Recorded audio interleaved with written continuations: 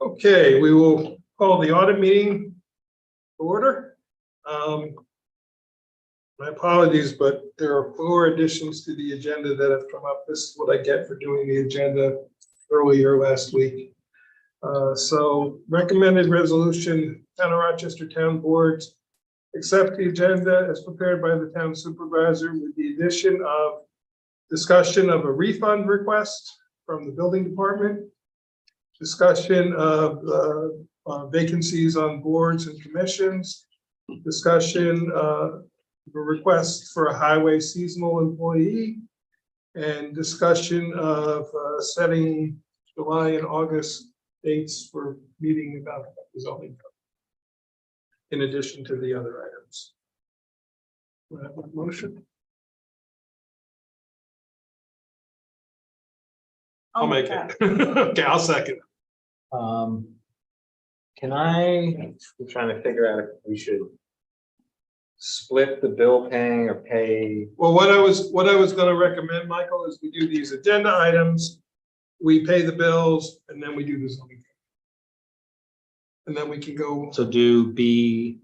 We'll do B through D plus those 4 new items that I just did. Okay. The granary people are going to zoom in at about between 5:45 and 6. Okay. Yeah, I like that. Zoning code just seems like it's for everything, and I don't want to get stuck paying bills. No. I put it in this order, but I was going to make, just pose that we do pay the bills and then we do zoning code, because that's sort of an ongoing. Exactly. All right, I'm good with that. Okay. So got a motion and a second. All in favor? Aye. Opposed, abstain.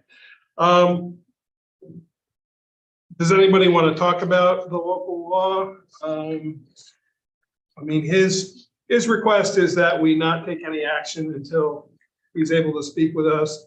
I did put him in touch with the fire district, and he and I and Peter Nelson scheduled to meet sometime in the next week after the 4th of July, go there to the site and try to figure it out.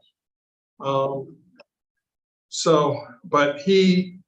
Mr. Getman still is trying to find a way to have some sort of ADA parking, and I've sort of said that we're not really interested in making it be along the edge of the road. So his thought is to see if the fire district will allow a spot there, and that's a to be determined thing. So that's really the only conversation to have on that, is to sort of fill you in on where everything stands. It's been better, although on some of these hot days, it's been a little tough there too.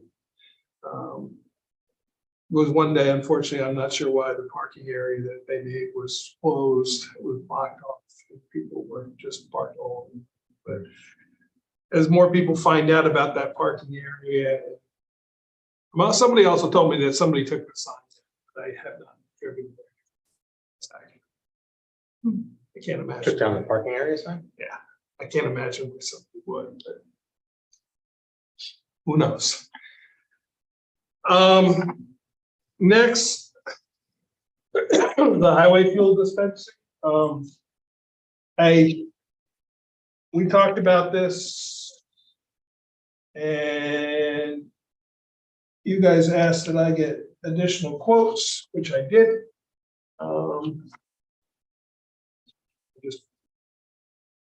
So here are the packets. There's 2 for you guys. Aaron, 1 for you, Katie, Adam. So I reached out to 4 additional companies that I identified on the internet that service the Northeast. Heard back from all 4 that they were interested in having discussions. I asked Jessica, highway secretary at that point, since she's the one who does the administering of the software and everything, to reach out to the 4 companies. Only 2 of the 4 followed back up with her.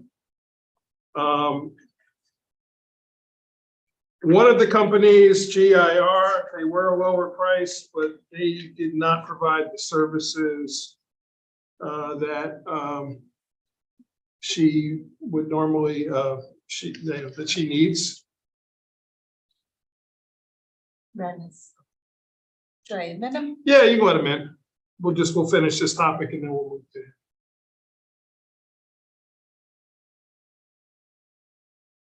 Hi, Ren, we're finishing one topic and then we'll be with you guys in just a moment. Oh, he's still connected to audio. The other company that she talked with,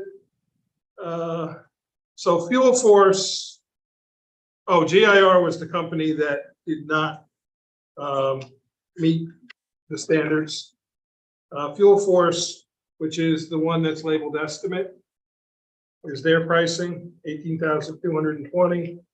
And then I attached the American Petroleum, which is the Fuel Master, which is the company that we currently use, and their total is $17,368.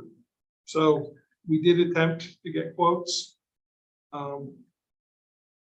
Because this is somewhat of a specialized product, I know it does fall into the level of needing 3 quotes, but I also, the fact that we attempted and actually contacted 5 companies in total, 4 plus the one we're using now, who all expressed interest, but only 3 got back to us, but one of them was not, the product was not appropriate. We could accept this quote. Jessica would like to get it done because it's severely impacting her ability to do the monthly billing. And the system we have to replace it. There's no doubt about that. They're not supporting the software anymore. It works on a modem situation. The new one would be cloud-based. We will also be able to, I believe, drop that additional phone line that we're paying for that system.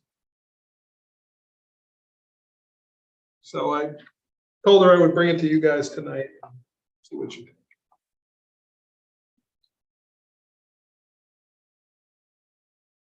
And this is just for our internal metering of. Well, yeah, but what this will be is the whole pump and controller and everything will be. Yeah. And that's the reason. This isn't just 17,000 software. And the pump is what allows, they're like going through that system to fill up. It's a metering everything. system, so we can track. It's a key card, or I think right now it's a fuel key system. Yeah. It may end up being like a key card kind of thing. I don't know what the new system will be. But what that does is allows us to track, and this is how we're able to bill the fire district, bill the rescue squad, And our own. general fund vehicles. So much money. I know. I hate it. $15,000 for a gas pump? Don't know. It's the gas pump, it's the software, but you can see the comparable. The other company was That's fair money. pretty simple, pretty similar. Big gas. Yeah. Well, this is just so that we can know how much we're putting in. And when she quizzed other towns, almost every other town that had a software system used the American. Yeah. Well, the Fuel Master Oh, is the product. American Petroleum is their rep. okay. So, or they literally were doing it manually with pen and paper, Right.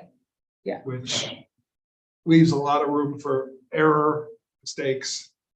So I would also propose that we consider paying for this out of our capital projects, because this certainly is a capital project, and then we're not billing it to either the general or the highway. You have the money in the capital project.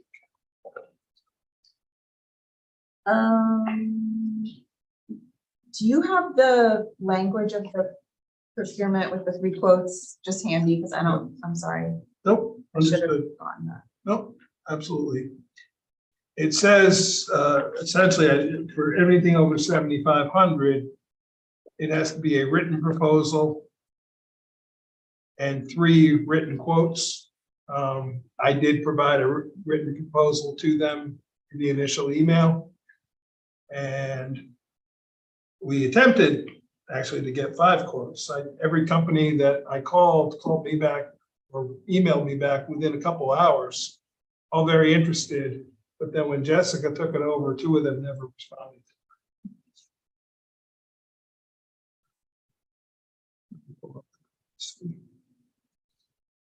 How do you guys feel about the quote situation? And the closest of the two, she didn't include it because it wasn't, they didn't meet our standards. So she did get a proposal from them, so we did get 3 quotes, but the third one did not meet the needs of, and I let her handle that because, as I said, she's the one who does it. We could, you said you requested from 5 and.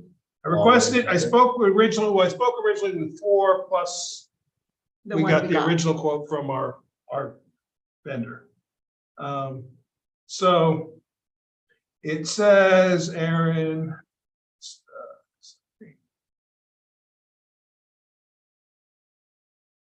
equal or less than 20,000, but greater than 7,500 require written requests for a proposal and when written email or fax quotes from 3 vendors. So we're in that range.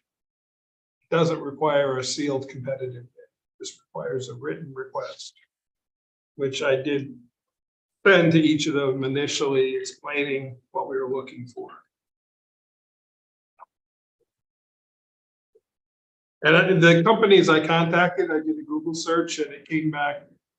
I found an article that said these are the 5 best fuel measuring companies, softwares. So I contacted 4 of them. 1 was on the West Coast. So it was, And none of these are our current. yeah, the bottom one is our So- current so- Fuel Master. Is our Yeah. current. So it's just really them up. They're upgrading, They're gonna remove but the they'll be old- removing the old system. And replacing it. It's an upgrade, but it's, I mean, I don't know if there's anything that'll be retained or not. It doesn't seem. Doesn't seem to No, be. it's everything It seems like it's remove it, everything is a remove it. remove, yeah. How old is the current system? Like you said, like 40 last. I don't know. And I would guess it's well over 20 Well over 20 years. It's been there for, Well, if we did receive a quote from GIR, I can include it in the minutes. Yeah, I just don't have it. She didn't give it to me because she said they don't need, because they were cheaper, but But- it doesn't meet. but she the- determined that they didn't meet our specs. Yeah, we don't do invoicing, that's the whole point of us, it's technology. Yeah. Well, we could do it. We could do the invoice if they're tracking. Yeah, I don't know exactly what that means that they don't do invoicing. What was that quote for? How much do you know the amount? She didn't tell me the amount. She just said it came a little lower. If you want to wait till I can get it, bring it next week. Yeah. Okay. And what do you think? I mean, I guess I don't feel like I have a 100% grasp on You know that. the. Did she, the other invoice? No, I don't. Yeah, I didn't either. No. She forwarded this email to me. Yeah. I should have asked her for it. Like if it came in lower but doesn't do invoicing, but does the metering, I don't know. Yeah, like if we I'm still just- know I don't who know. uses it, we know how much. Yeah, I don't know. suppliers- I'll find out what she means by it doesn't do invoicing. I think it's not just a matter that it invoices, because we prepare an invoice that we Yeah, send we to do the them. invoicing. Right. But what it may do is, I think what it does is the key card or the key that's associated with that account for period A to B, it probably creates a record. Like an Like a log, Yeah, and that's what I'm taking it as, that it doesn't do that. Well, but if it does break it down, because we need the ambulance, the fire district, and the town. There's more than that. There's, the town is General and 6 highway. different accounts. No, the town is buildings, transfer station, each one is a separate account, And then- constables. And I don't know how much they break out. They may break out by vehicle, on the highway trucks. for But we all I don't, know. we only invoice the fire district. And And ourselves.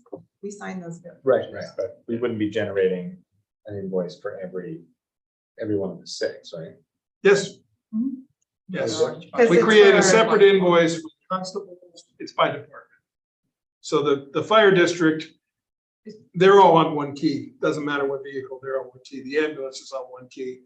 Each department in the town is on its own key. So Yeah, we should see it. They can break it down and Okay. we're doing the invoice. I'll check the price. I'll check what the price difference is. It's 7,000 cheaper. Yeah, she didn't say. Okay, Okay, so we'll table that. so then you can open it up. Yep. Ren, how are you? Hi, everybody. You're muted there. Let me I should be okay. It's us. The TV was all the way down. It's us, Ren. Hi, how are you guys? Good. It's our apologies. The volume was down on the TV. No worries. I'm just texting Henry, who's in another thing, to That's good. join if you guys have any questions for us. Yeah, so for the board tonight, we got back the responses from the granary attorney. We got back a response from their staff, which I emailed you, and I have a copy of that map here tonight. Also today, I got back this afternoon, our consultant, which I emailed you as well. It just came through at like 3 o'clock, so you got it at the last minute. But here's a paper copy of it.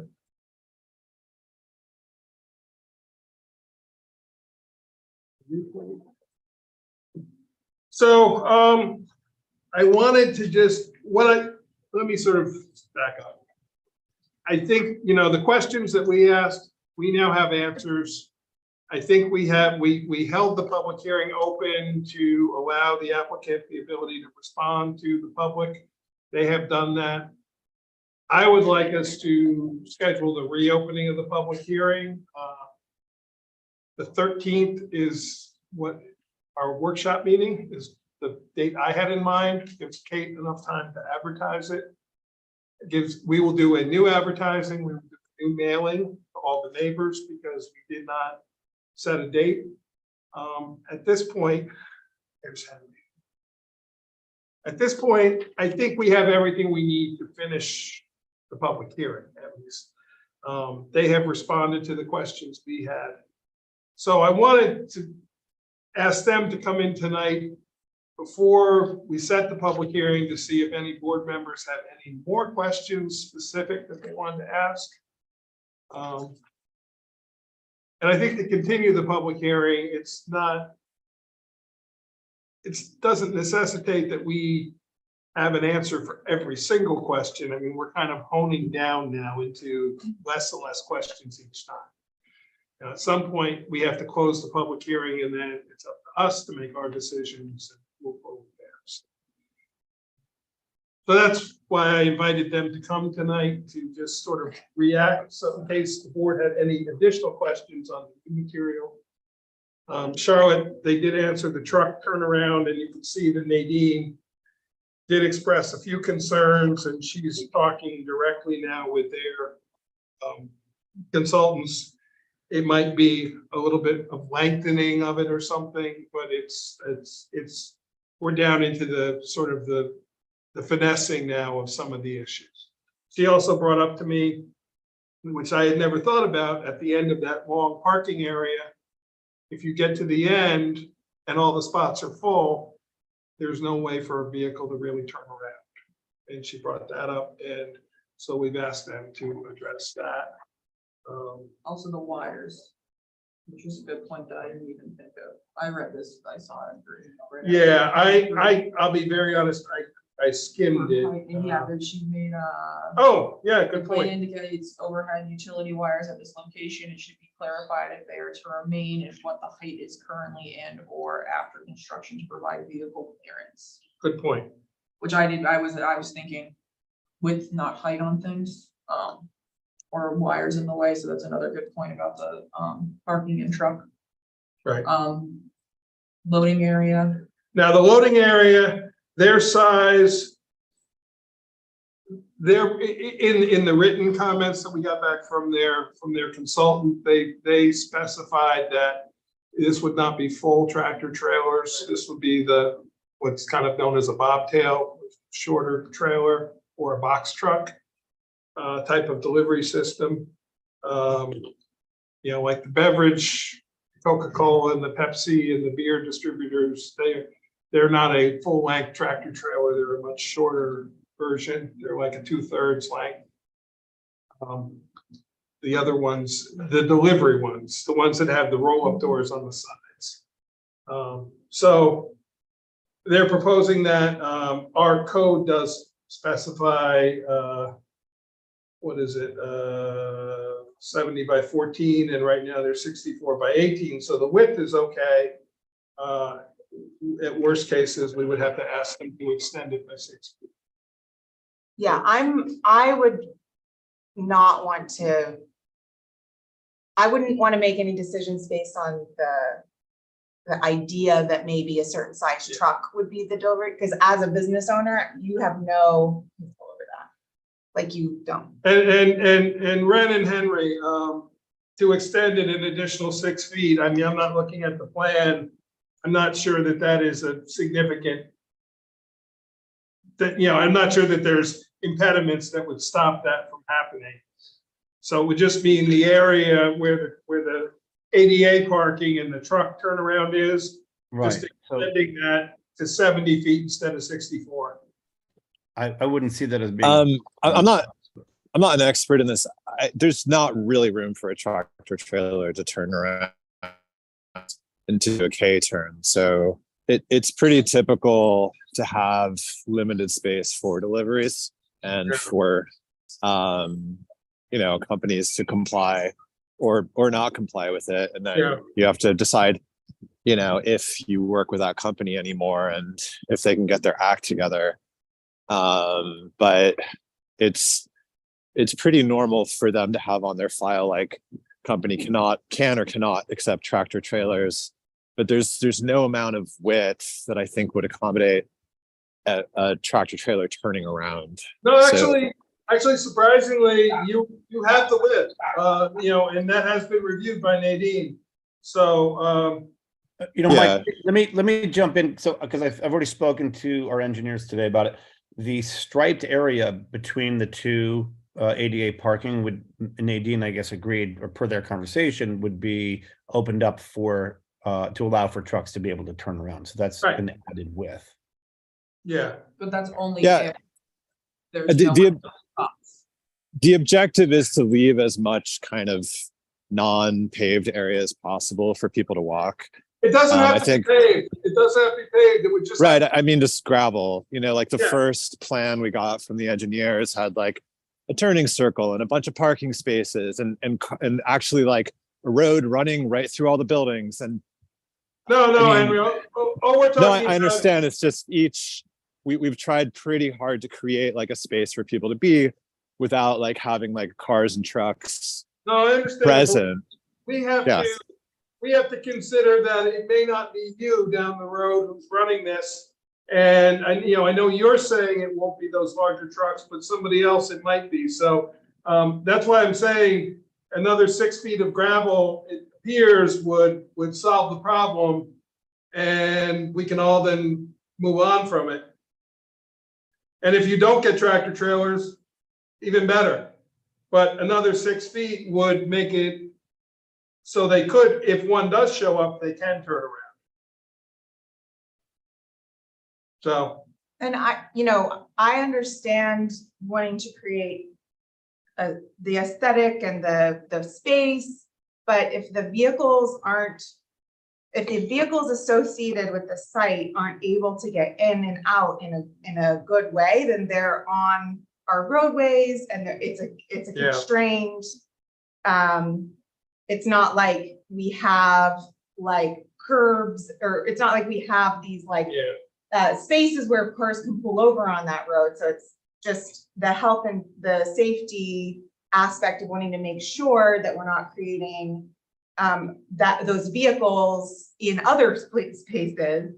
And so I think that's the reason why we have the standards in our code. And I think we're just saying we'd like to see the standards as they are met. Yeah. And that just assures us that it can happen. So, you know, a driver doesn't just stop along the road. You know, if we know one can turn around in there, and with appropriate signage, we can indicate that. And then the other, you know, a couple of the other questions that she identifies, these aren't questions that are going to hold up the scheduling of the public hearing, but we do need clarification. So it states there's 49 spaces, and both Nadine and I counted, and we came up with 45 spaces. But there is a call out showing a 4-space parking area, but it doesn't seem to be, according to her, there's no way to get to that location. So we just need to clarify. So yeah, so we're gonna update our site plan for plan review, and it will indicate one, the striped area being used for a K turnaround for deliveries. Okay. And there will be in front of the workforce housing, back of house building, those 4 spots will be demarcated. The long parking strip where there was a concern that there was nowhere to turn around if the parking lot was full, that again will be updated on the new site plan. We will, we're gonna have a no parking kind of turnaround spot, and we'll square off the end of it so that it's obvious that it's a turnaround. So Ren, we would want to see those changes back to us by maybe the 12th, if we schedule the public hearing on the 13th. That way we have it accessible. I mean, it doesn't sound like it's significant adds. I think they can, you know, it's something probably Bernie Larios can add, or Alan, or whoever is adding it for you fairly quickly. You know, and I apologize, we just got this today. Nadine put a bit of a rush on it, and appreciate. So any way you guys can respond to that. While we're talking about parking, Ren, can I ask, because it's been a while since we talked about the size of the parking lot. You know, we got this back from our engineer, where with the number of uses and the capacity of the uses listed, according to our parking standards, there should be 69 parking spots. And then you're providing 49. And there is space to add a turnaround. Is there any other reason why we couldn't add more parking spots? That's largely going to be, I think, a question for the engineers at this point, just in terms of the impact on the property and our disturbance and kind of what it means. But I would only imagine that we would ever be full on very rare occasions, and thus would ask you guys if we could use the municipal lot, which I imagine that's what it's built for, right? I mean, yeah, and I would say the 69 is a cumulative of all the uses at full capacity all at the same time, which, when you have multiple uses like this, is likely not reality. You know, if you can add any more, great. You know, I don't think there's any for you guys that you're in that situation that you need all 69 spaces, but I think the reality is that you're not going to have all 69 filled at one given time. Do we know how many spots are allowed, or I know where it's not striped, but how many are in the municipal? Oh, in the municipal lot? No, but we could calculate that. It's what you can do if it were striped, you could do 3 with those. It's well over 100. I'm under the impression that we can't really, that we have maxed out the amount of parking spots that we can get up there. Okay. And thank you guys for working with us on the 9x18. Yeah, so thank you. Yeah, that's understandable. If you can, if you can ask them while they're looking at those turnarounds, if they can see, if they can, if you can squeeze out another 5 or 6 somewhere. I mean, I'm making up a number. I'm not speaking for the rest of the board.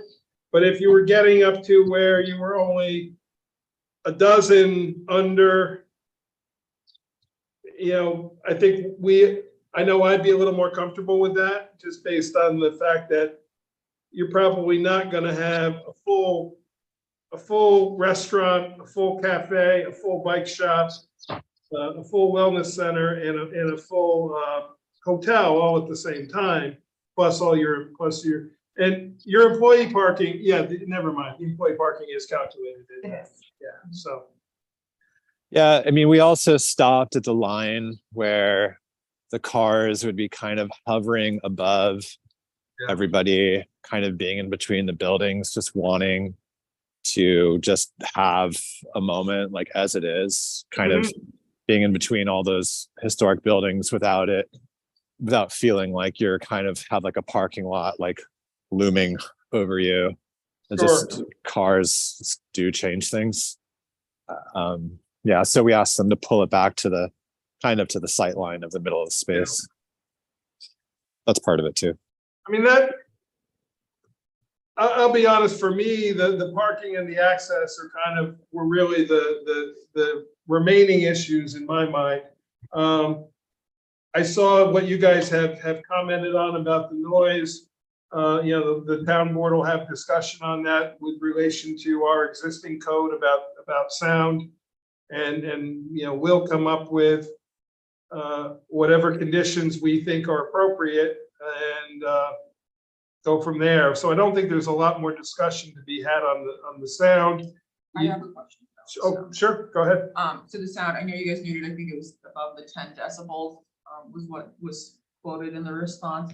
If you guys do have something that has music and speakers set up, would you be willing, like Hasbrook House and Stone Ridge has, where they have a system that it has decibel, it doesn't allow it to go over that decibel, so that it's guaranteed to stay under that decibel on that speaker? Yeah, it was a requirement when they went to the planning board in Marbletown, that they had to have these decibel. It's like a reader that gets attached to the speaker that keeps it under that level.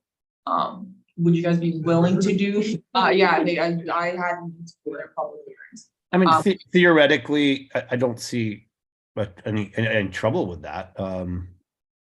Yeah. Yeah, just to have to look at the technology. I've just never heard of it.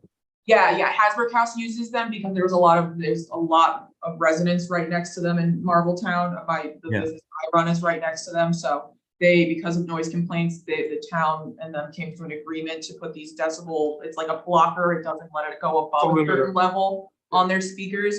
And that kind of made the neighbors a little more compliant with them having more later noises and outside events. So I just think it would be a positive for the neighboring properties if we're able to say, no, they're gonna be like, it's in their plan that they are gonna have these decibel blockers that doesn't let it go above this at 10 decibels. It's probably a limiter on the amplifiers. I mean, I'm letting you guys know the sound guide, but that's probably what it is on the amplifier itself. It's a limiter.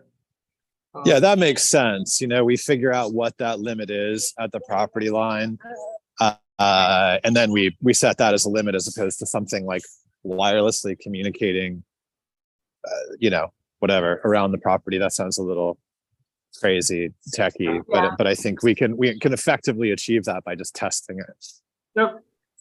Okay. Duct tape over a volume knob works really well too. Yeah. So one other thing I know has come up in some of the comments people made. There was interest in having a possible sit down where it could be more of a dialogue with you all to understand the project. Is that something you would consider doing if we could help coordinate that type of event, or what's your thinking on that? Yeah, I've done it. I submitted to you guys probably about 10 hours of conversation with everybody that spoke kind of with concerns, including the woman, Katie, who's up the road and spoke on Zoom. I've spoken to pretty much everybody except for Sue Brook. the feedback I also received in one of those conversations is that they're looking for a Q&A, and a lot more kind of I don't want to say like spiritual content at the beginning of the meeting about the why behind the project and who it benefits, and what are our values and who are we, and that was sort of not at all up front at the last meeting.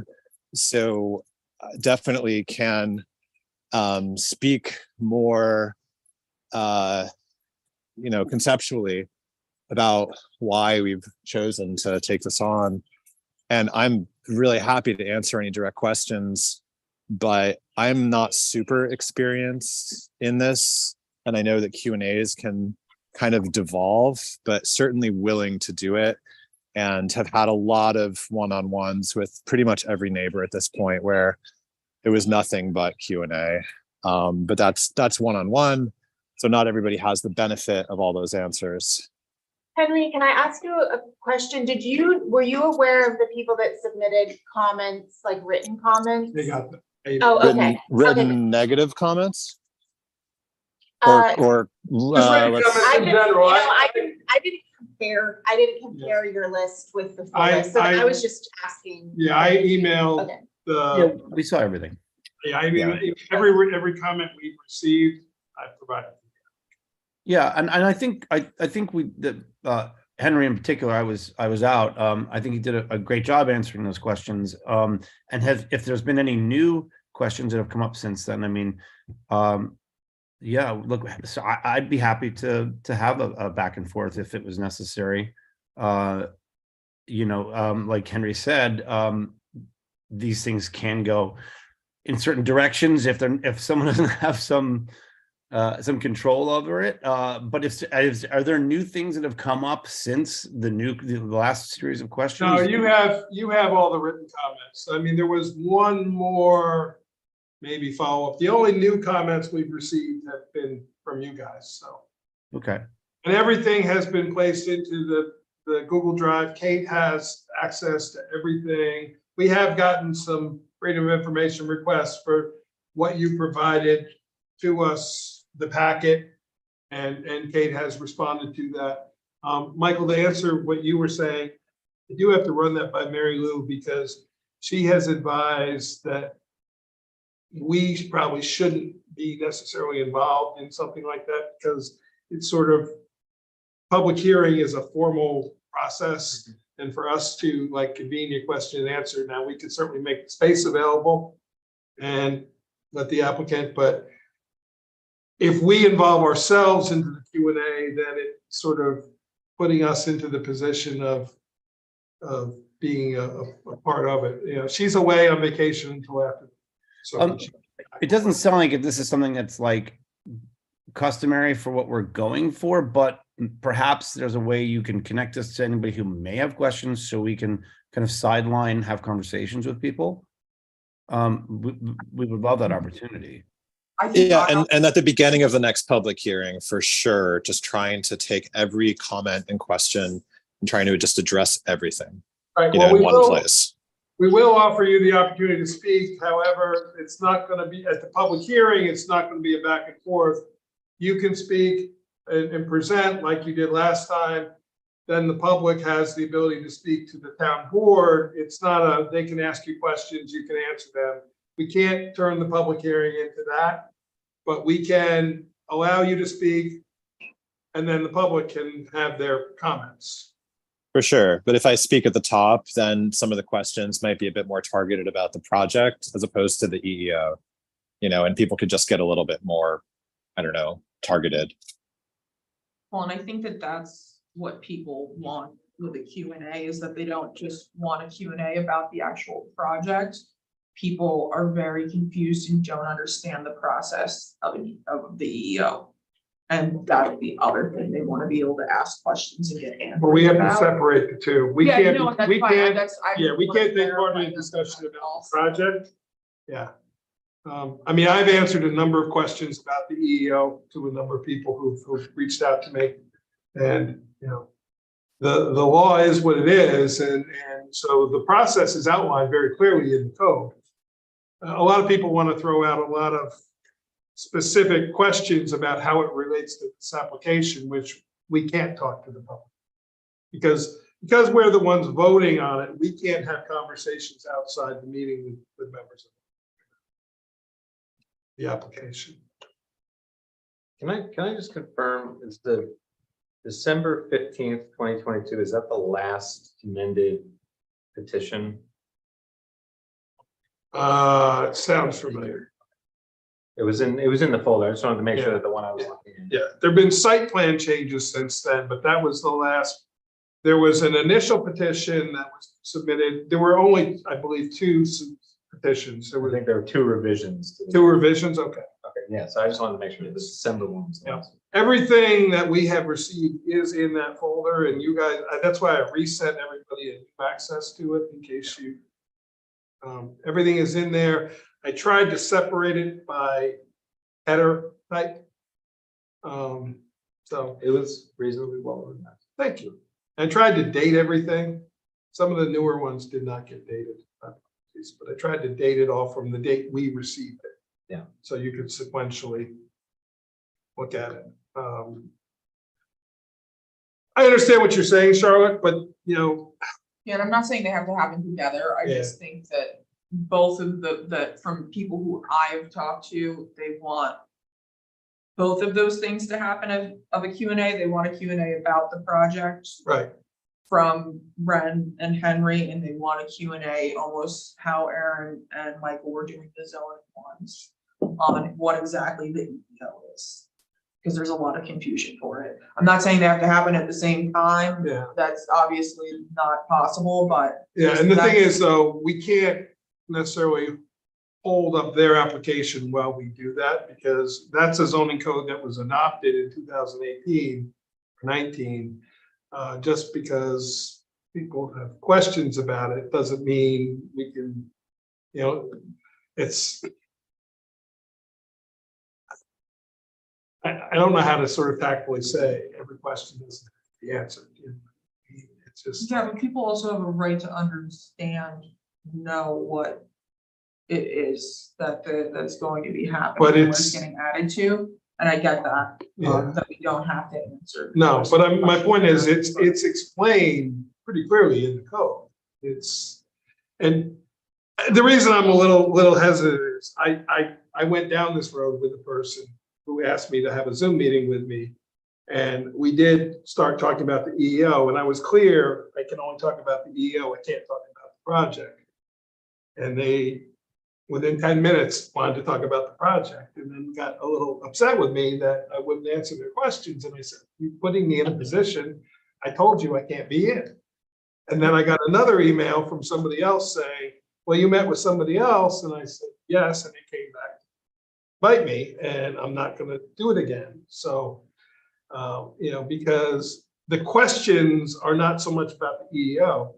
The EEO is an overlay district for adaptive free use of vacant or derelict properties. And as the county planning board said, you can't think of a better example than this property. So. Do we know how many total uses there are on the property? Because I was looking at the use table. They're on that map with the parking. Is it listed out in like a table form? Yes, it's on the new drawing diagram. They put it on the maps. It was originally on a PDF. It's now on the maps. And that's where they identify the total number of parking spaces. So. Oops. There are 6 uses, Michael. So there's the granary, which will be a food service establishment, which is a restaurant, bar, co-work space, coffee shop. But so actually that's probably 2 uses. Because the event space, we allow restaurants and bars to be event spaces in addition. They still have to follow code, but it's an allowed accessory use. Then, oh wait, there's 2 with guest rooms. And then there's employee housing. So those one considered use- separate uses though? No, it's 1 use. 1 use of the property. each individual use, whether it's multiple buildings or one building. That's what I was trying to. Yeah. The density is based on, essentially on uses, or if it's residential by dwelling units.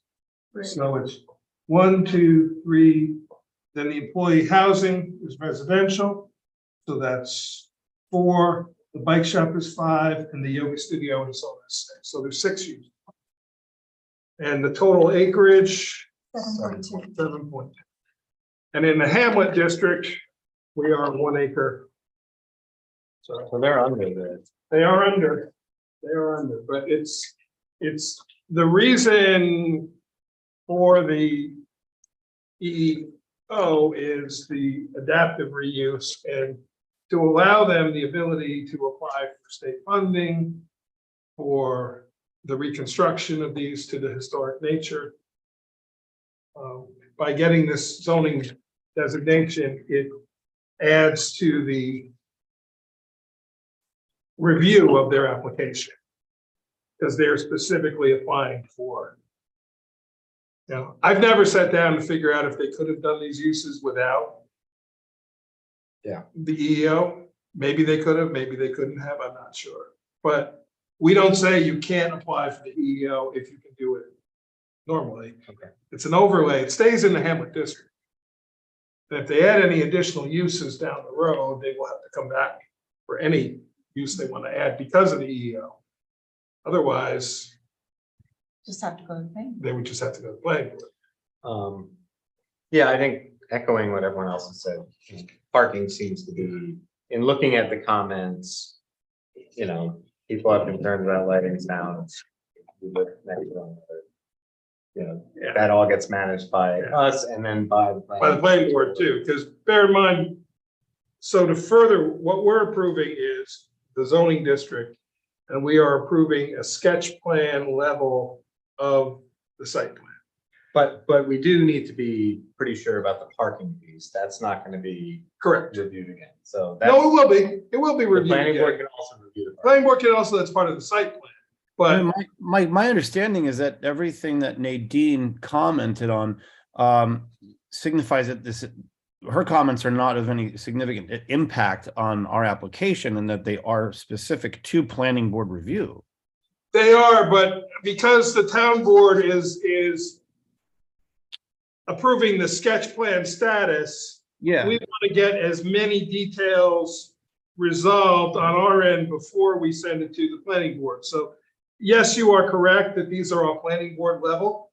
You know, the planning board could make changes in the parking if they see fit. and in that case, do the public have an opportunity to have a conversation with us where it does not? There is another public hearing level at the planning board level for this, as well as another referral to the county planning board for the site plan. And if the final result of the planning board is significantly different from what we approved, then it's got to come back to us to look at again. But does the public have an opportunity to ask direct questions to the applicant during the planning board review that's less No. stringent than what No. you know? No. So it sounds to me, and if you don't mind my saying, I mean, you guys could informally schedule, you know, if you want to reserve a Saturday afternoon here or a Sunday to have a meeting, we would gladly let you use the space if it's available and make it available to you. We just can't really be the organizer and the host of it. listen, I kind of think that as long as we weren't answering EEO related questions, I feel like that's largely the issue, is that there's a lack of understanding of the EEO. And so it's kind of falling on our shoulders to answer those questions. And I don't want to conflate the two, as nor do you guys. So if there's an opportunity I think it would help explain our project better if the public had a better understanding of the EEO. I don't disagree, but it keeps putting us in an odd situation. Because when they want to ask specific questions about the EEO, it inevitably becomes about the EEO in relation to your project. And that's where we have to say as board members, we can't talk about the project with you. About the parking, we understand it is kind of a significant ask of the municipal lot. The question, I guess, is how many spaces are in the municipal lot? And given all of the available commercial real estate in town, is there a scenario in which, there is like a higher and better use of those parking spaces? That's really for you guys to kind of let us know. Once we figure out how many spots are there, we understand we are making an ask here to get the number of uses we want and kind of stay within our site limitations, a significant number of spaces from the law. You know what might help with that for me is if you guys could ask your consultants that based on the number of uses that you're talking about, which is 6 uses, what you think reality is. Obviously the number of spaces available. We've all seen the malls where there's, hundreds of empty parking spaces that nobody ever uses, but because a piece of paper told them they had to put that many spaces in, they did. And I'm not saying that you guys are going to be that example, but the 69 is the full build out according to our code, which does allow a little bit of variation in there. And I will point out that our parking standard, that's a recommendation, a guideline. The planning board, I know our board is not used to reviewing parking. The planning board can review the exact situation, Yes. and modify accordingly. So maybe in thinking ahead that you probably will be having that same conversation with the planning board, you may want to ask your consultants to look at a sort of a build out of reality, and for lack of a better way to put it. Well, and this is my concern as like passing a legislative act, and this is purely talking about the law, is that they're reviewing the sketch plan. If the planning board thinks that the project requires more parking and we've said that 49 is okay, then I'm not sure that they can then say the parking lot No, has they to be can. bigger. They can make changes to it. And we would have to, unfortunately, the code says substantial. We would have to find out. That's what I'm talking about. Yeah, we would have to determine what I substantial. would hate enough for is them come to back. have to come back to us to then grant more parking. So this is why I'd like to get it figured out now, because I don't want to put it in this like circular thing where you have to come back before the board if it turns out you really need more parking. So that's my main concern, is like, hey, let's figure this out before with the decision. Yeah. In terms of, it'd be better that we be on the generous side if we need to, and then if the planning board thinks they can grant waivers, then they can, and then shrink it, which is seems totally fine. So that's where, maybe in this next answer that you're going to provide to us, you can kind of come up with a more, that's a maximum number. So more what the expected need is based on your plans. So Mike, so I've just been texting with our engineer. He can't zoom in. He's in Shandaken, but he can text. And we have geographical restrictions with regards to parking. Right. So either that, putting it, if we added parking like in the courtyard, it would be a total vibe kill for the project. Yeah. It's not the kind of space that we obviously wanted to create. Yeah. So I was also under the impression that that you guys have the ability to work with us on this if it was amenable, and rewrite the code so that it would allow for fewer parking spots. Well, it's not so much rewriting the code, but we can modify the code, and the planning board can do the same. But bear in mind, this is a 20 ask out of 69. It's 30%. That's a pretty significant ask, which is why I was saying, if you can look hard at your site plan, and even if it's, a couple cars here and a couple cars there, find the space for another, I don't know, as many as you think you can, I think in our case, I think we would be cutting back on programming. Well, like, the only thing I'm saying, looking at, Ren, is I'm not, in your parking area, in the long parking lot, if it were to be extended another 4 spaces or so, I'm not seeing what that would really impact, other than you're gonna get into a little bit of grading issue. But not, I don't think I'm just saying my opinion. It doesn't look to me like it's a significant grading issue. And if you angle it slightly, you're not really blocking the buildings, you're not blocking the walking area. So I'm just saying that to have 20 cars potentially be parking, because there's no sidewalks. No lights. No, Lights. well, there are lights, there are street lights. Are we in the parking? No, there's street lights along Eckward. We have an Eckward street lighting district. There are street lights all along the walkway. I mean, there are crosswalks and stop signs proposed by the county Right. that you guys have seen, but I Yeah. think what would be great is if you can let us know how many spots in the municipal lot you feel is appropriate, and then we basically choose if we add more spots or limit program, and then we have kind of a clear choice there. Yeah, I would almost rather than it being on us, is try to lower that number as much as we can and just have you come back to us and say, this is what we're gonna do. And, it shouldn't really be up to us to figure this out. And I don't mean to be pushing back, but you guys know what you're applying for, and 30% is a considerable ask. Absolutely. No, I mean, and okay. It would be helpful if there is a number that feels more appropriate than 20. Well, the problem though is the condition in between, that it's not a number issue, it's a safety issue. And and I'm speaking for myself, if you were able to get some more spaces, I would feel more comfortable that you probably aren't going to ever really be using the municipal lot, because it's probably unlikely, or in a very, very rare circumstance, are you going to be every use at capacity all at the same time.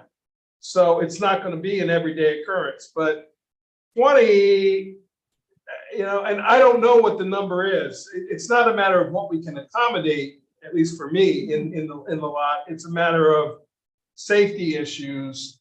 The number of people. Can I just ask, what is an allowable percentage right now? You say we're at 30% ask. Is there a number that we should reach for? Well, that's what I'm trying to say, is I don't think it's a number issue. I think it's a safety issue, because, one car, anybody walking through, the possibility that person, that is walking along the roadway at night could be an issue. Maybe if your answer is, we're going to and this is just an idea that just popped in my head. If you were going to valet park and your employee was taking the car to the parking lot and bringing it back to your site, I would say, from my own perspective, I would feel more comfortable with that than with a guest who's maybe been at an event, had a little alcohol, and is now walking along the road. I mean, yes, your employee could have an issue as well, but when people are more under your sort of control, for me, it's not a number per se. It's a, let's just have, how much can we lessen it, and say we've maxed out the ability we can lessen it, instead of approaching it as a magic number to try to get to. So again, I'm texting with my engineer at the moment. Yeah.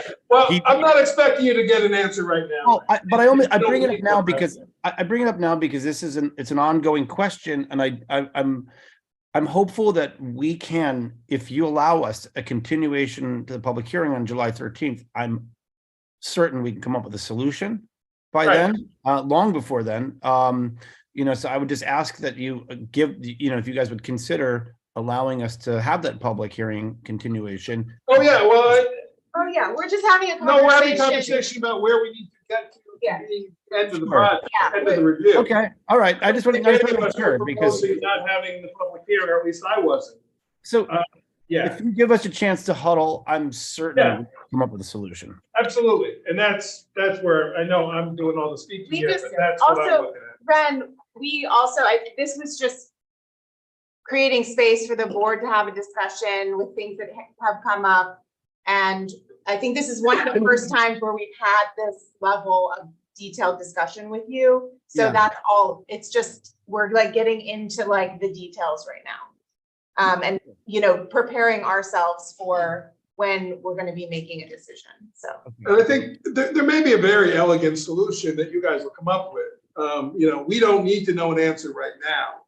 We just need to know an answer hopefully before the 13th. So Charlotte, you had one of Yeah, I have a couple other things. So, in that with trying to potentially changing that and finding other spots, one of the notes in this, and I don't know if you got to review the peak engineering, or not, Ren and Henry.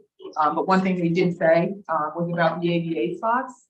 Yeah. Though you guys are only required to have two, they do have to be able to access all of the buildings, and they're on the far side away from some of the other buildings' uses.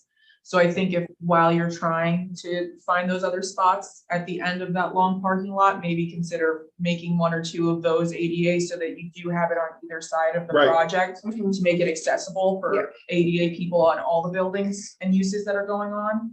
Right, but do all buildings have to be ADA accessible? Like, for instance, if we have two different buildings that are considered in rooms, if we offer ADA access in one of them, do we have to offer ADA access in the other?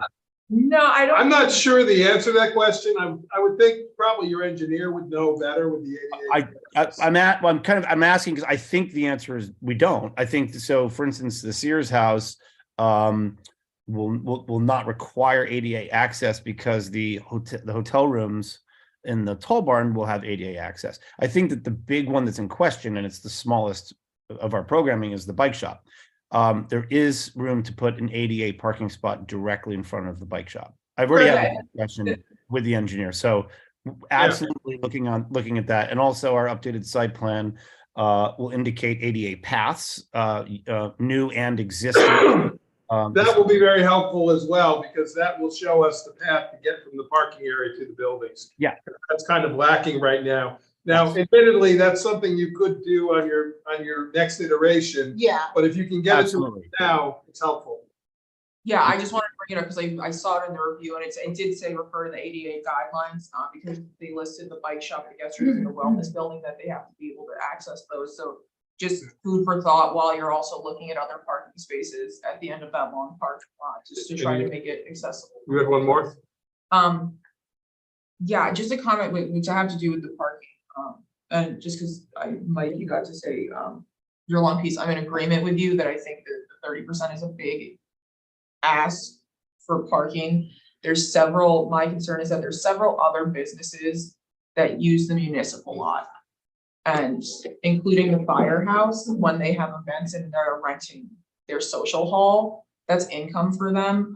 Also as a volunteer donation and taxpayer-based business, that they also need that there. So I think 20 parking spaces is a large ask for that lot. I know we don't know the exact number there. And also with your worry about people walking at night or when it's dark, or once we hit a certain hour, I know things are mixed in the air about what exactly the overnight terms are right now. But if we do pursue that, that's gonna be something that also affects this business if you're planning to use it for employees or for valeting or anything like that. Except under that code, if that code does get adopted, the supervisor or the town board can allow overnight parking with written request. It's not an automatic, it's the way that law was written. So we could, by giving this approval, we could give them the approval to park over. Because that's the way. Yeah. You can also not give that approval. I'm just saying, and future boards could not give that approval, is what I'm saying. So it's just another thought to consider when considering how many parking spaces you have available. I would want to check with Mary Lou, because because that will be a part of our decision, is allowing them X number of spaces in that parking lot. It's not just going to be a free-for-all of, well, if there's spaces there. I mean, they will be, as part of our approval, to guarantee that there'll be X number of spaces available to there if they need them. So So I just about, that's a oh, sorry. discussion for us to have with Mary Lou. That's not really a discussion that we need to get involved in, because that's an internal, our action of how we use that lot. About the municipal lot, just abstractly, just kind of want to lay cards on the table. You know, part of the idea that we talked about in the gateway meeting with the county is we want to activate the municipal lot and give it a reason to exist. We want to create enough walking activity and commercial activity that, you know, the town is more filled with pedestrians. And there's a lot to talk about with the crosswalks and the stop signs. And I would love to know what you guys think of that plan as it currently stands, if there are issues with it. But the idea has always been to kind of, you know, give that lot more of a reason to exist, not like Rosendale's municipal lot, but create commercial activity such that, you know, it's used and create crosswalks and stop signs such that it's safe. So that is part of what we're trying to do. So if the goal is to just not use the municipal lot at all, that would be really good to know, because, you know, activating that with a broader idea of downtown revitalization is part of the entire idea of bringing more activity. And there's a lot of questions about traffic and safety that we'd like to engage on. I just don't want to dodge that. That is sort of the whole. That's part of the point of what we're doing. But understood, Henry, but that's, you know, that is a bigger question, a bigger, you know, certainly the town can go out and try to get grant money for sidewalks, grant money for improvements along the, Hoxton has been on the list for getting sidewalks for about 15 years. And I'm told they're finally within the next 2 years, maybe gonna have them. We'll believe it when we see it. But in general, it's not really, and I don't mean to dismiss it, but it's not really a part of the review of your project. I understand what you're saying is it's a bigger picture of the whole use of the of Accord per se, and the revitalization of Accord. And quite frankly, the EEO is the first step of that. Hopefully there will be a need for us revitalizing. And with most situations with grants, if there's enough need, then you stand a better chance of getting it. If you just are projecting theories, I've learned you fall to the bottom of the list. So, you know, your point is well taken, but I don't think it's really a part of the discussion of the review of your project. Yeah, and if I could just say something, because I was gonna say something very similar, but first, I'm very happy to see these buildings renovated and reused. So I don't think we get to say that enough. And I hear what you're saying. I would love for our municipal lot to be a well-utilized lot, but all the improvements that we need to make to actually do that in a way that we could say, these 20 spots are reserved for this use. So people coming and parking, if you're that customer, you can park there. However we did it, that's all taxpayer funded. The town has to do it.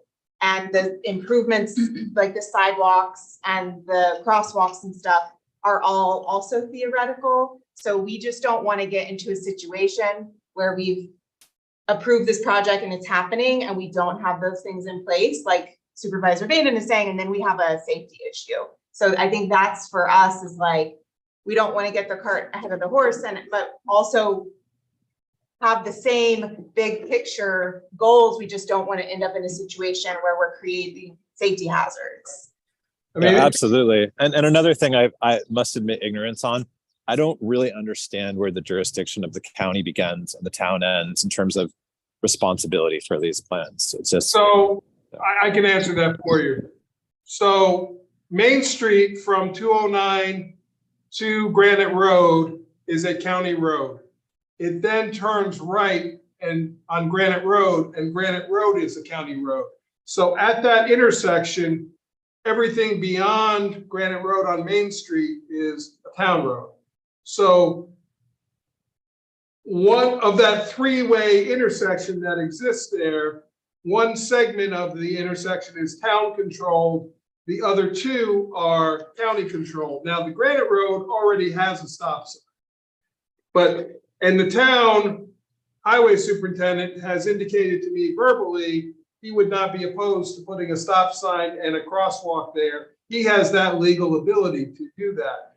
The other crosswalks and stop sign, the other single stop sign would have to go to the DPW and they would have to either approve them or not. I will say that given, if there is an approval of this project, I suspect that the county planning department would emphasize highly to them the need for this.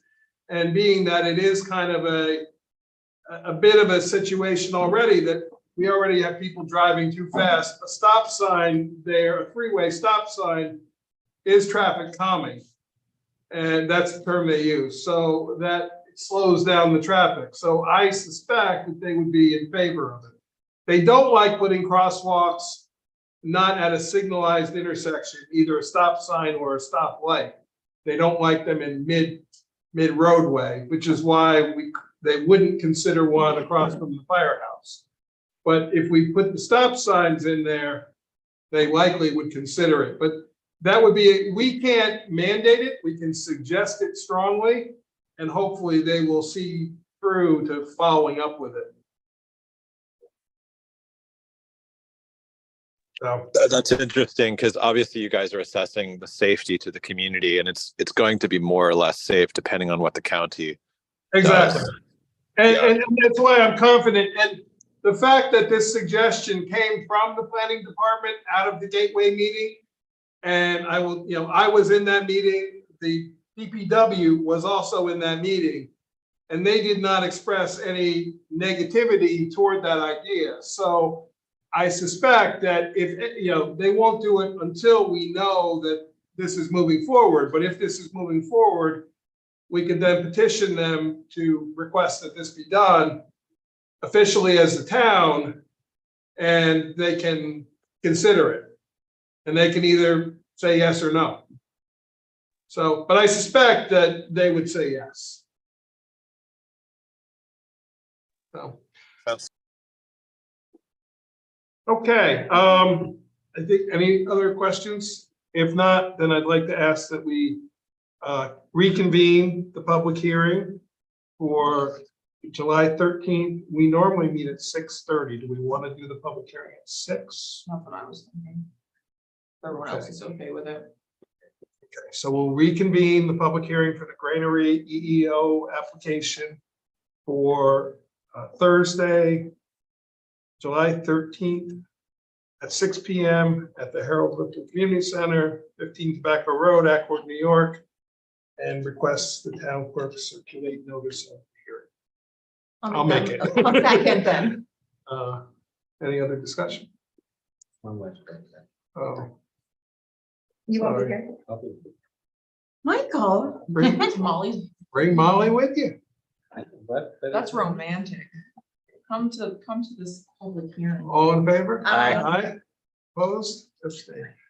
I have to check one thing. There was a piece of language that Mary Lou and Mike Moriel wanted in that notice. So before you put it out tomorrow, let me just check on that. Okay. But we will do a new mailing as well as a new newspaper. Gotcha. So I'll circle you. All right. Thank you. It's 10 days notice. Yes. So if we get it out by Monday. Yeah. Okay. Thank you, gentlemen. Thank you so much. Thank you time very much and appreciate your answering the questions. So, Of course. Thank you guys for creating time and space. Have a great holiday, everybody. Can I just say something before you go? Sure. I am not an engineer or a designer, so I could totally be off here, but I was just wondering, with your wellness barn, since it's proposed and not built yet, what the chances could possibly be having that as a raised building and parking underneath that to create extra parking spaces? So the issue there is bedrock, but you mean having it like ground level parking and then the building on top of it? Yes. the building on the foundation. I'm Oh, hopeful, okay. I'm hopeful we can come up with another solution that just to avoid that. just because of the costs of Right. the infrastructure, but we'll note it. I was just thinking because it hasn't been built yet and it could be a utilized space double, Yeah. but I think you're building on the old foundation of the old building there, right? Yeah. Yeah, We'll ask the engineers. sorry, go ahead, Henry. Oh, I was just saying, we'll ask the engineers, we don't know, Yeah. but yeah. Okay, thank you very much, gentlemen. Appreciate your time. All right. Sorry, hopefully we didn't take you away from your other events too long.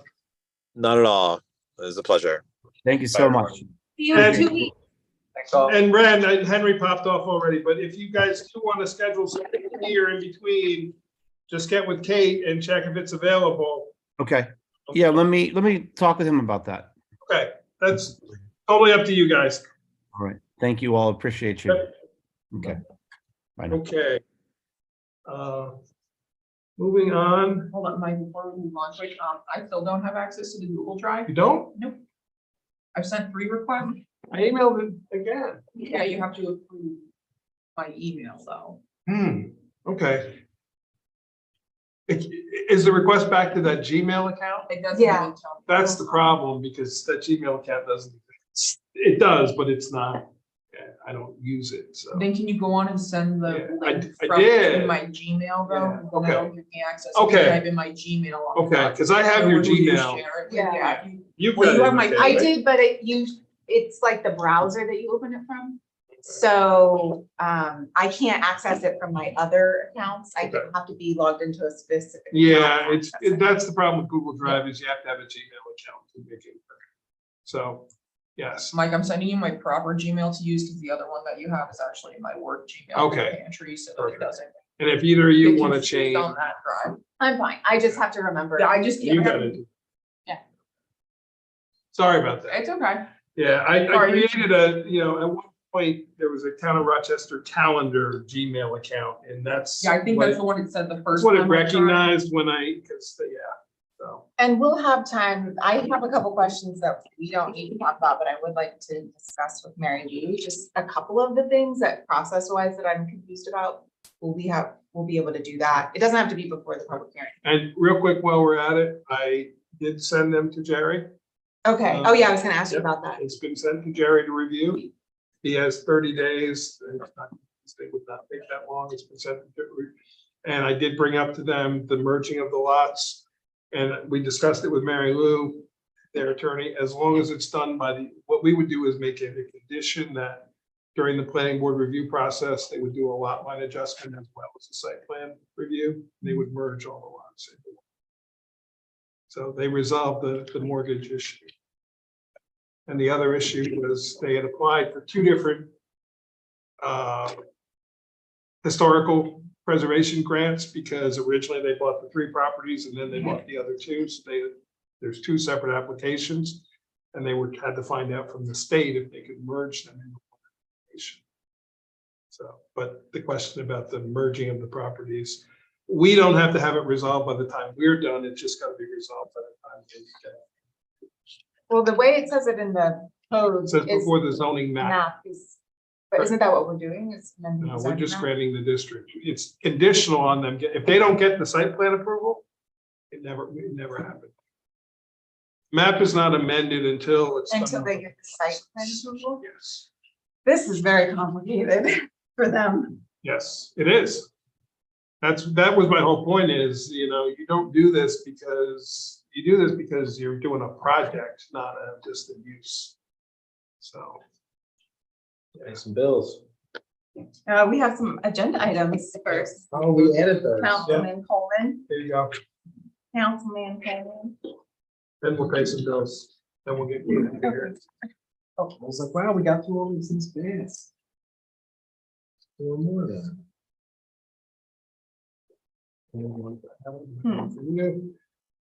So we got a request from code enforcement office from this applicant for a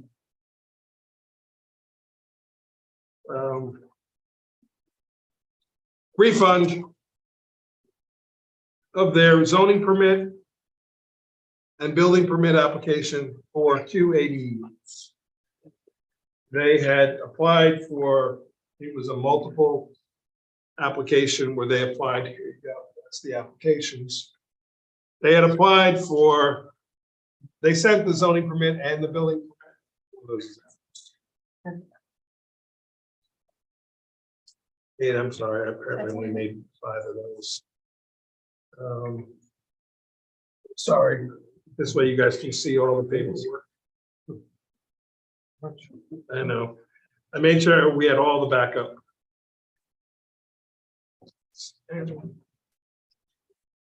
That one I made. 6 copies, huh? 2 more sets.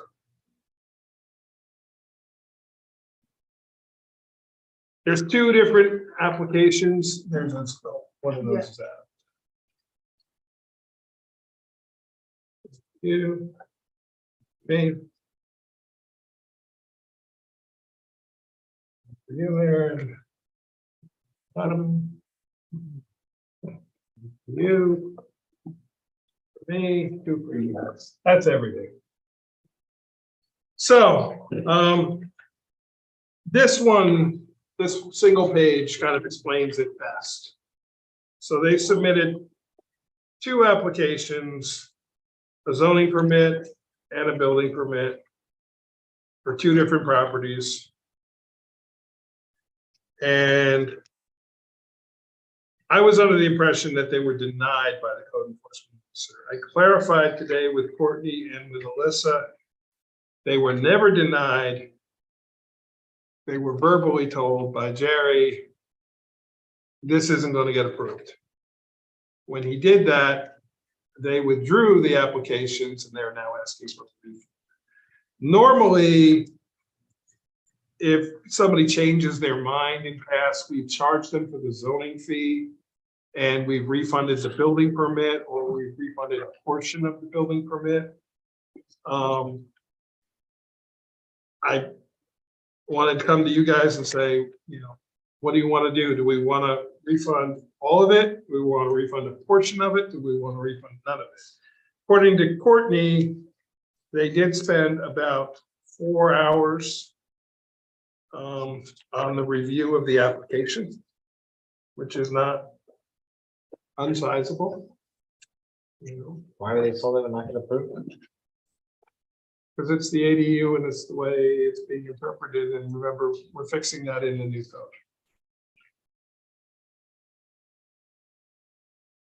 A big one. So on these 2 properties there, they applied to 2 structures. Yeah. A main building and the main building is progressing. Yeah. The ADU was, they were told they will be denied. It was never officially denied. Okay, because isn't the process, you get a zoning permit, then there's a decision and then you get the building? Yes, permit? but a lot of people submit them simultaneously to speed things up. And it's sort of a buyer beware. What you just said is how it's supposed to work. Yeah. How it often works, I shouldn't say normally, is people submit both because they've either already had a conversation and they know what the outcome is going to be, or they just make an assumption. But they submitted these simultaneously, which is why they're stapled together, and paid for them simultaneously. Right, so they haven't been approved, but then they still spent 4 hours reviewing them. Yes. So they haven't been approved, and the reason they're asking for the refund is they were told. Now, if they had applied and were denied, their recourse would have been to go to the CBA. Problem is, in some ways, we should have denied it, but we didn't. Right, well, that's That's the issue. also shame on us and shame on them because they spent all this time on an application that. Which is why I'm bringing it to you guys, because it's a. It's a dilemma, the money. Yeah, They should have been told if right off the bat, if this was the way they were interpreting it, they should have been told, we're not going to accept this application. Yeah, well, I think so. This is my opinion. I think this is what triggered that review of the way, what I was told is Jerry's response to this was to send us that. Oh, well, I know. I'm just telling you what I was told. I think we were fine. yeah. They should have been told from the get-go that this wasn't gonna get approved. Well, and that's the purpose of the zoning permit. Yeah. So, Well, and they we shouldn't be we spending that allow- time on an application if it's gonna get I denied. mean, there is no penalty to doing both. I mean, you run the risk of if there's a change, you're gonna have to correct it and make the change. But there's nothing that says you can't submit both at the same time. I'm You just said saying, buyers beware. I'm saying in terms of our internal process, that I don't know why, a lot of time was spent processing this when a zoning permit would have denied it and then they wouldn't have. Well, my only sort of thought is maybe not, because by submitting the building permit, they submitted the maps that they wouldn't have submitted with the zoning. The maps are a part of the building permit. But if you walk into the building and if you walk in the building And office say and new say, construction, How- ADU. or, right, or if I go in and say, I want to build a 20-story building, they're gonna say no, because that's not allowed in town. So if the policy is this isn't allowed due to their interpretation, then they should have been told that off the bat. And to your point, not I don't, started the application. my guess is, I don't think it was arrived at yet, because I have a feeling that this was probably the first ADU application. Oh, like it came across the CEO's desk after they had started processing the application and I see what you're saying. I don't think anyone's at fault, I but I see. still think the applicant deserves some money back. So they were applied for on March 22nd, and it was stamped received on, well, they signed it on the 22nd, it was stamped received on the 31st. And I specifically called and said, is there a denial? And which is why there's no signature on the back from Art. Our perspective. I on think this. either in full or we refund the permit amount, the building permit amounts, but not the zoning permit amounts, if we feel like they should have filled out the zoning, but I'm but okay with either one. me too. Okay, somebody want to make a motion? I'll make a motion for the complete. All of the Okay. I'll second. applications. I think we already had discussion, so all in favor? Aye. Opposed? Aaron, I'll leave that up to you if you want to address it as liaison, say, you probably shouldn't take them both at the same time. Yeah, I can just talk process. I don't know how it works. Okay, so we will, what I'm gonna do is prepare a voucher for that next Thursday's board meeting. I'm gonna bring it, have you guys sign off on it, that way we can get them the money now rather than wait. Are you okay with that? Okay. Let's do another easy one. Highway superintendent. His seasonal worker that we've been using for mowing is coming, it's a 3-month position. The end of June will be his last day. So we got a request. So I'd ask for a motion to, one of them that I handed out to somebody has a dollar amount written on it. Mine does. Okay, can I trade you? That was my little chicken scratch for myself, sorry. Apologies. A motion to reappoint Pat Davis as a seasonal MEO from July 1st, 2023 to September 30th, 2023 at the rate of $25.84. Work not to exceed 10 hours a week. Make the motion. Have a second.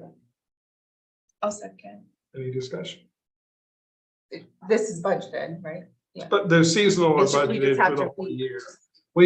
The county reminded us last year, we used to not renew them, and they Right. said seasonal is 3 months. So every 3 months, they have to do this. And it's only paid on an as needed basis. All in favor? Aye. Opposed? Okay. The last, we have now 3 letters of inquiry for the planning board.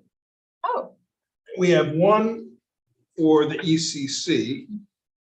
What I wanted to find out is if you want to schedule interviews for them, if you The ECC, there's openings and there's one person and he has been very involved. We could just appoint him without an interview. Just want to see what you want to do and when you want to do it. I'm not asking to do an appointment tonight. This Right. is just a discussion of, do we schedule them for next meeting? We schedule them for the 13th? And we still need someone for the ZBA. Can we put out? We did. I put it out twice. Still have that. I think, Alternate position is not something that a lot of people want to jump at. So, and also though, we have had perfect attendance the last few years. So I will say that. Maybe, I mean, maybe someone who's interested. Yeah. in Well, we what it is. can ask that when we interview. I think the planning board, because we have three, although one is our current alternate, we can decide whether we want to re-interview or not. The other two are both new applicants. So following our policy, we should interview. Can we ask the candidates if they would consider being interviewed for either position if they have interest in CBA alternate? We could ask them that at the interview. Okay. that's usually what we do. Yeah. I just want to know when you want to interview. If you want to do a certain time on the 6th, if you want to push it to the 13th. It's only 3, so I'm okay with. Yeah, actually, let me ask the first question. Are you guys all okay if I just advance the ECC applicant next meeting for appointment? Yes, but did you look into the residency thing? Did you talk about that? Is he not a resident? Oh, then I have to look into that. I was pulling it up right now. I don't think it Okay. is. I'll look into it. We don't need to Uh, find the answer okay. right now. I'll look into it and find out. Okay, If not, then he can't be. yeah, appointed. that's what, yeah, Okay. that's the only. So then for the planning board, I know Mark has asked several times for a member. Yeah, So, although he has only had one absence in 4 meetings, of one person, 1 meeting, so that's not bad. okay. So we want to do it on the 6th? We want to push it to the 13th? The 6th is our regular meeting, that's why it's kind of hard to do them, Yeah. because the public comes, and if we push it to the end, we don't know what Then, time that's gonna be. If we end up in the middle of the meeting, then it's like, But then on Awkward. the 13th, we scheduled the public hearing at 6:00. we could also push it off to the 27th. I think that we should just do it on the 27th before our audit meeting Okay, myself. so why don't we say, Oh, do right, because we're not gonna catch it. we want to just then, let's make a motion to move our audit meeting to 5:30 PM again on the July 27th, the 6th, okay. 6 Sure. p.m. 5:30 was a little hard. I know that was hard for me to. Okay. 6 PM. And then I will call them or email them and ask them to come to that meeting. I'll have them come right away first thing. Okay, so I'd like to make a motion to Reschedule the public. reschedule or our the audit meeting meeting. on July 27th for 6 PM.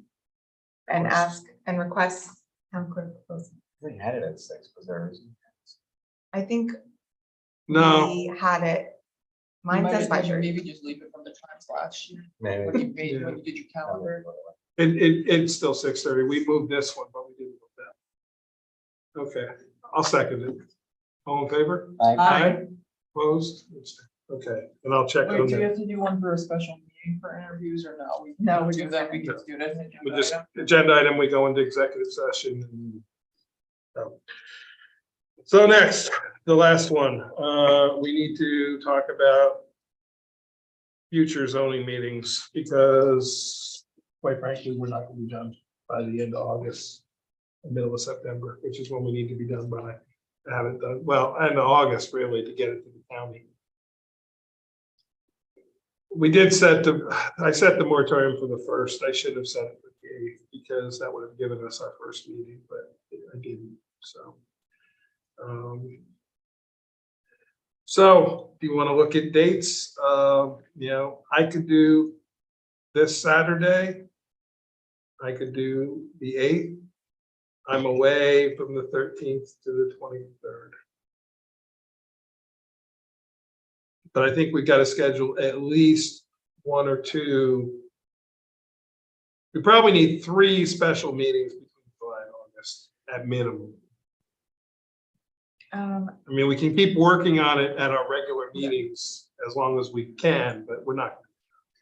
Out of all of those, I can only do the 8th. I can do the 8th, You do the 8th, but it has to be in the first part of the day. I have something after. 9 o'clock, 8:30. That's a Saturday. Nothing planned, tough to create. That work? It works for me. I guess, what, 9? You tell me, want to do it earlier?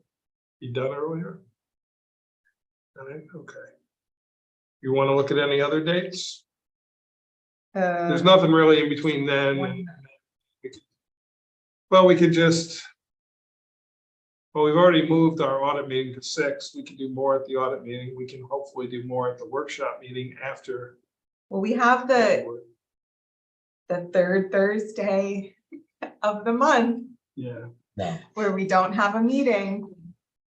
I won't. Oh, you won't be here But you for that guys are one, welcome sorry. to go meet without me. I don't have to be here.